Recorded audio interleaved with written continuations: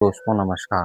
आज हम समझेंगे संगम युग के बारे में। तो संगम युग किसे कहते हैं? संगम युग उसे कहते हैं जो दक्षिण भारत के जो राज्य थे, यानी दक्षिण भारत के जो राज्य थे उन राज्यों में कौन-कौन राजाओं ने शासन किए हैं अतीत भारत में। यानी कि जो पिछले भारत में ओल्ड इंडिया में जो है किसने-किसने शासन किया है, तो उनका इतिहास बारे में बताया गया है। आइए आगे देखते हैं। ऐतिहासिक युग के प्रारंभ में दक्षिण भारत का क्रमबद्ध इतिहास हमें जिस साहित्य से ज्ञात होता है उस साहित्य का नाम है संगम साहित्य। ठीक है, यानी कि जो है दक्षिण भारत का क्रमबद्ध इतिहास जो है हमें पढ़ने को मिलता है, तो उस इतिहास को हम क्या कहते हैं? संगम इतिहास, यानी दक्षिण भारत का पूरा इतिहास जो है बताया गया है। ठीक है, प्राचीन। ठीक है, आइए देखते हैं। संगम शब्द का अर्थ है परिषद या गोष्ठी होता है। संगम का अर्थ क्या होता है? परिषद या गोष्ठी होता है, जिनमें तमिल कवि एक विद्वान एकत्र होते थे। जिनमें जो है तमिल कवि एवं विद्वान एकत्र होते थे। देखो, संगम का क्या अर्थ है? जहाँ पर जो है तमिल कवि मिलते थे और जो है विद्वान आपस में जो है मिलते थे, एकत्र होते थे, तो ऐसे को जो है हम संगम कहते हैं। आगे देखते हैं।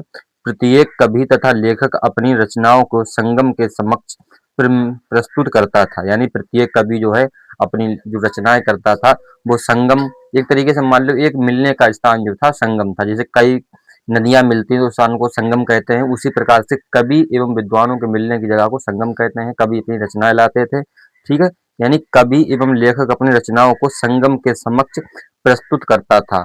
इसकी स्वीकृति प्राप्त हो जाने के बाद ही इसकी रचना का प्रकाशन संभव था। यानी कि आप किसी दक्षिण भारत में अगर आप किसी प्रकार की रचना करना चाहते हैं, कवि जो है किसी भी प्रकार की रचना करना चाहते हैं, तो उससे पहले सबसे पहले जो है संगम में प्रस्तुत किया जाता था कि हम ये जो है रचना रचना चाहते हैं, आपका आदेश है प्रदेव। ठीक है, यानी आपका आदेश है तो ये है कि हम जो है ये रचना कर लें। ठीक है, इसमें ये बात कही गई है। आगे देखते हैं।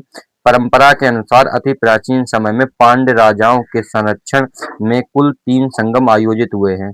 यानी कि परंपरा के अनुसार जो है बताए गए हैं, प्राचीन भारत में जो है पांड्य राजाओं के शासन काल में कौन से दक्षिण के राजा का क्या कौन से वंश के थे? पांड्य।